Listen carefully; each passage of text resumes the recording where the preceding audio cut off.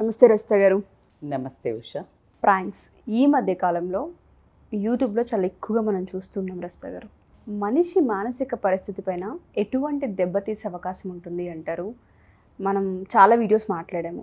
యూట్యూబ్లో ఎవరైతే కంటెంట్ చేస్తూ ఉన్నారో ఒకటి అవేర్నెస్ క్రియేట్ చేసేలా అన్నా ఉండాలి, లేదా కొంతమందికి తెలియని వాటిని తెలియపరిచేలా ఉండాలి తప్ప పర్సనల్స్ చెప్పకూడనివి, చేయకూడనివి, చూపించకూడనివి మాట్లాడకూడదు.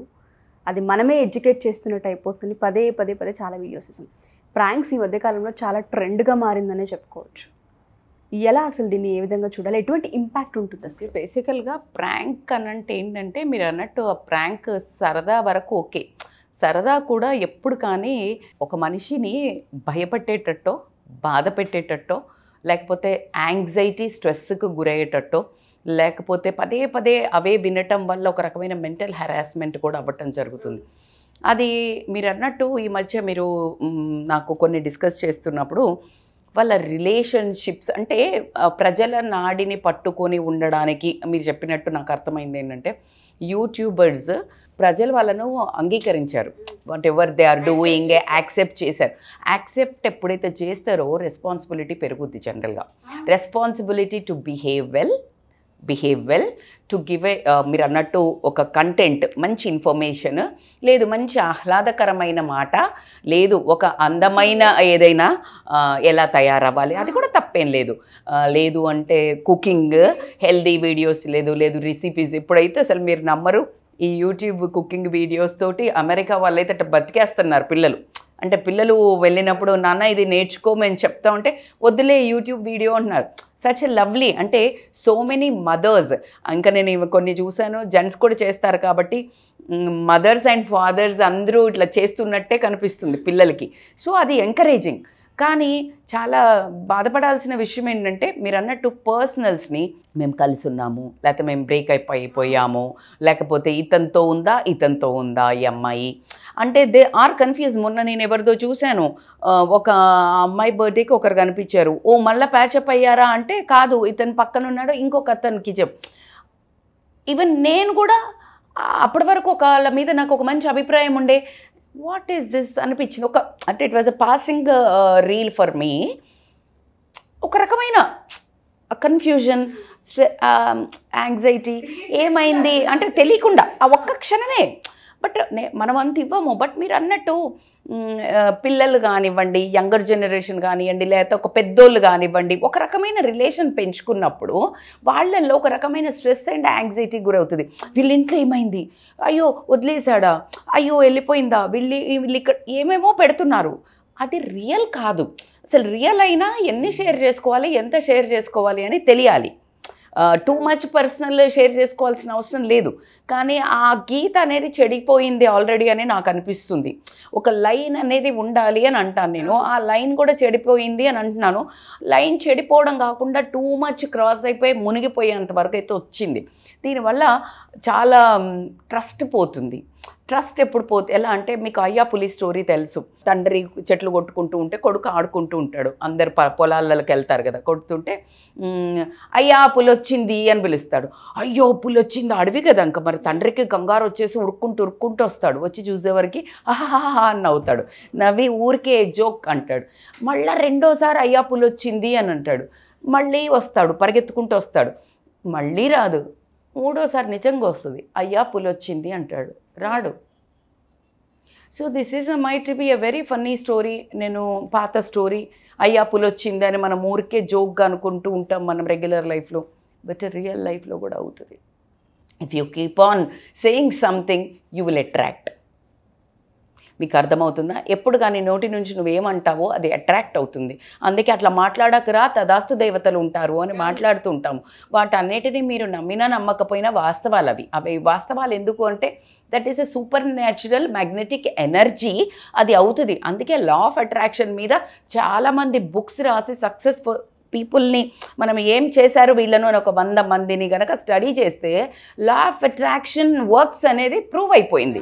రోండా బైర్నీది book is a big famous one, ask believe receive అనేది. సో వీళ్ళు ఏమంటున్నారో అది వాళ్ళ లైఫ్లో కూడా జరుగుతుంది. నా ఉద్దేశం వాళ్ళకు కూడా హాని జరగద్దు.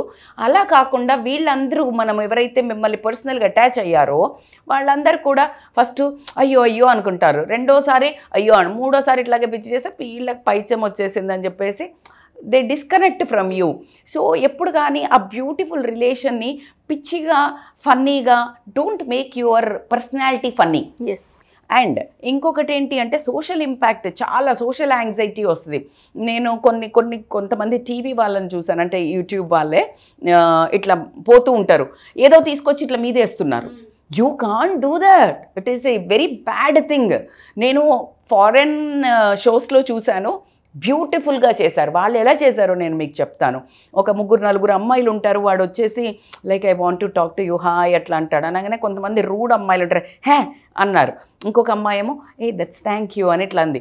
అంటే ఒక సభ్యత సంస్కారాన్ని చూపించి అతను ఇన్ని మనీ తీసిస్తాడు. అంటే నీకు ఎలా నేర్చుకోవాలి అనేది నేర్పించటము ఒకటి చూడండి. It's not a prank, it's they social cause గురించి చేశారు.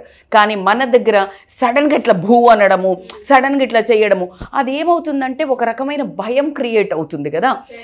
అండ్ సడన్గా హ్యూమిలియేట్ అయినట్టు, ఎంబారెస్ అయినట్టు, షేమ్ అయినట్టు, అది కంటిన్యూస్గా 2-3 చోట్ల ఎక్కడైనా అయిందనుకోండి, ఒకసారి ఇలా రోడ్డు మీద, ఒకసారి ఫ్రెండ్స్ దగ్గర, ఒకసారి, అండ్ వాళ్ళకి సెల్ఫ్ ఎస్టీమ్ దెబ్బతింటుంది. Why me?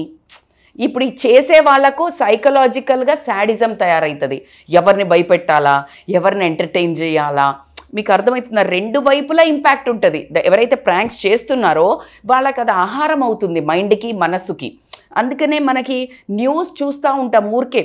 మీరు గమనించండి, ఎక్కడైనా ఒక పేపర్ తిరిగేస్తే, ఇది అందరు కనెక్ట్ అవుతారు కావచ్చు, న్యూస్ పేపర్ తిరిగేసినా లేకపోతే ఏదైనా మన వ్యూస్ చూస్తున్నా, ఒక మంచి సత్సంగో ఏదైనా ఒక మంచి చెప్తుంటే వింటారా? వీడిని వాడు వేసేసాడు, ఇది పెద్ద స్కాము, వీళ్ళు లేచిపోయారు, వీళ్ళు, ఇదే కదా. ప్రజలకు ఎట్లా అలవాటు అయిందంటే దిస్ మాస్ మసాలా అలవాటు అయిపోయింది. అంటే ఈ యూట్యూబర్స్ మీరు అన్నట్టు ఎవరిని అంటే రేపు ఏం చేయాలి ఇట్లా ఎక్సైటింగ్గా, అండ్ ఆ లైన్ క్రాస్ అవుతుంది. అర్థమవుతుంది, ఆ లైన్ క్రాస్ అవుతుంది. ఎలాగైతే ఇప్పుడు మూవీస్లో మనకు ఒక బట్టలు ఇట్లా తక్కువ వేసుకొని డాన్స్ పెడతారు, చిన్న డ్రెస్ వేసుకొని, అది బాగుంది, ఇంకా తక్కువ చేస్తున్నారు. So that's how mentality, psychology will change heights. PUBG అందుకే కదా పిచ్చిగా అది ఎట్లా ఇట్లా ఇట్లా ఇట్లా తీసుకెళ్తుంది రోజు, సేమ్ అట్లాగే. సో ఈ సోషల్ ఇంపాక్ట్ వల్ల ఏమవుతుందంటే వీళ్ళు చిన్నగా చేస్తున్నారు యూట్యూబర్స్, యంగర్ జనరేషన్ ఉంటుంది, వాళ్ళు బయట చేస్తారు, వాళ్ళ లైఫ్లో నేర్చుకుంటారు కదా, కాపీ నేర్చుకుంటారు. So that's how it is becoming impact. And అట్లా కాకుండా సొసైటీ మీద భయం మొదలవుతుంది, అంటే సోషల్ యాంగ్జైటీ వస్తుంది. అమ్మ మధ్యలో పబ్లిక్ రిలేషన్లో పోవాలంటే ఎవరు నా మీద ఏం చేస్తారు, అంటే ప్రాంక్ అవుతుందా అనే ఒక భయం అట్లా కూడా క్రియేట్ అవ్వడం జరుగుతుంది. అన్నిటికంటే ముఖ్యంగా మనుషుల మీద నమ్మకం పోతుందిరా, మనుషుల మీద నమ్మకం పోతుంది. ఇప్పుడు వీళ్ళేమో ఇంత మంచిగా చేసి చేసి చేసి మంచిగా వ్యూవర్స్ని పెంచుకొని వాళ్ళ చేతులారా వాళ్ళే మళ్ళీ కమెంట్స్ పెట్టించుకోవడం అనేది కూడా నేను ఈ మధ్య అంటే పెద్దవాళ్ళని కూడా చూస్తున్నాను. మీరు అన్నట్టు అంటే ఏవి పెట్టాలా ఏవి అక్కర్లేదో కూడా తెలియకుండా ప్రతి చిన్నది ప్రతి పెద్దది పెట్టేసి అంటే ఫ్యామిలీని మొత్తం రోడ్డుకు పెట్టేస్తున్నారనే చెప్పుకోవచ్చు కదా. ఆ ప్రాంక్స్ చేసే ప్రాసెస్లో మనుషుల సైకలాజికల్గా డిస్టర్బ్ చేసే విధంగా ఉండదు, ఆ కిక్ వస్తూ ఉంటుంది వాళ్ళకి వ్యూవర్స్. మనోళ్ళకే మాత్రం కదా, నేను అదే చెప్పాను కదా, ఎలాగున్నది పక్కింటోడు స్నీకింగే మనకు అలవాటు అయిపోయింది కదా. అందుకే అన్నారు కదా, యూఎస్లో కరెంటు పోతే కానీ బయట కంట్రీలో కరెంటు పోతే కరెంటు వాళ్ళకు ఫోన్ చేస్తారు, ఇండియాలో కరెంటు పోతే పక్కింటోడికి చూస్తారు. ఎందుకు అంటే పక్కింట్లో పోతే అమ్మయ్య బాగా ఎప్పుడు మనకు పక్కింటి. అలాగే ఇప్పుడు వీళ్ళందరికీ కూడా అందుకే మా ఇంట్లో ఇది అయింది, బాత్రూంలో ఇది ఉంది, ఇది అలవాటు చేసి చేసి చేసి వాళ్ళకి ప్రాంక్స్ ఇంకేం దొరకట్లేదు. They want to create something, వాళ్ళ మీద వాళ్ళే క్రియేట్ చేసుకుంటున్నారు. 2 విధాల నష్టం ఉంది. ఇప్పుడు ప్రజలకి నష్టమే, ప్రజలు సైకాలజీ మీద చాలా దెబ్బ కొడుతుంది. ఎందుకంటే కంటిన్యూస్గా ఈ మసాలాకు అలవాటు పట్టము.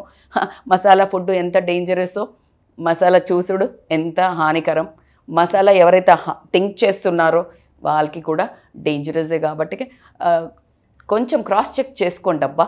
ఎవరు ఆడియన్స్కి కూడా ఈ వీడియో తరపున చెప్పేది ఒకటే అండి, ఈ ప్రాంక్స్ అని చెప్పి ఎప్పుడైతే వీడియోస్ పెడుతూ ఉంటుంటారో వీళ్ళు చూడడం మానేసినప్పుడే అట్లీస్ట్ ఎంకరేజ్ చేయకపోతే ఆబ్వియస్లీ స్టాప్ వాళ్ళకు కూడా అంతే కదా పాపం. వాళ్ళు చేసేదేంటి, వీళ్ళకి ఇప్పుడు సినిమాలు ఎందుకు ఇలా తీస్తారంటే ఏమంటారు డైరెక్టర్లు, ప్రజలకు నచ్చిన ఆడియన్స్ పోల్ అంటున్నారు. సో మనమే వీళ్ళకి వాళ్ళకి ఏం చేయాలో తెలియట్లేదు. సో మనం వాళ్ళు చూసేవి బాగా ఎంకరేజ్ చేస్తూ ఉంటే ఇంకా ఇంకా లిమిట్ దాటిపోతుంది. అందుకే బిగ్ బాస్ చూడు, ఫస్ట్ది ఎంత బ్యూటిఫుల్గా ఉండిందో. ఫస్ట్ది it was good, first season పోయే కారికి ఎంత everybody was talking negative about it. So అందుకనే ఏది కానీ లిమిట్ దాటితే ఎంకరేజ్ చేయకపోతేనే డిస్కరేజింగ్లో వాళ్ళు స్టాప్ చేసి ఇంకొక మంచి కంటెంట్ని ఎత్తుక్కుంటారు. మనకి కూడా ఇన్ఫర్మేటివ్ ఉంటుందని నా ఉద్దేశం. Thank you ma'am.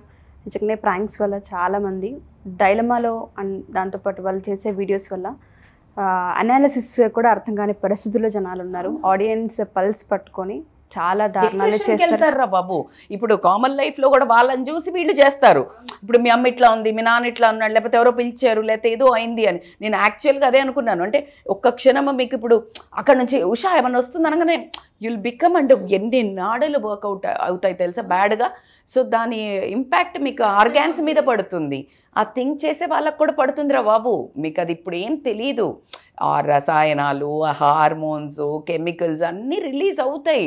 అది మీరు అనుకుంటుండొచ్చు జస్ట్ ఇట్స్ అ ఫన్ అని. No, it's not fun anymore.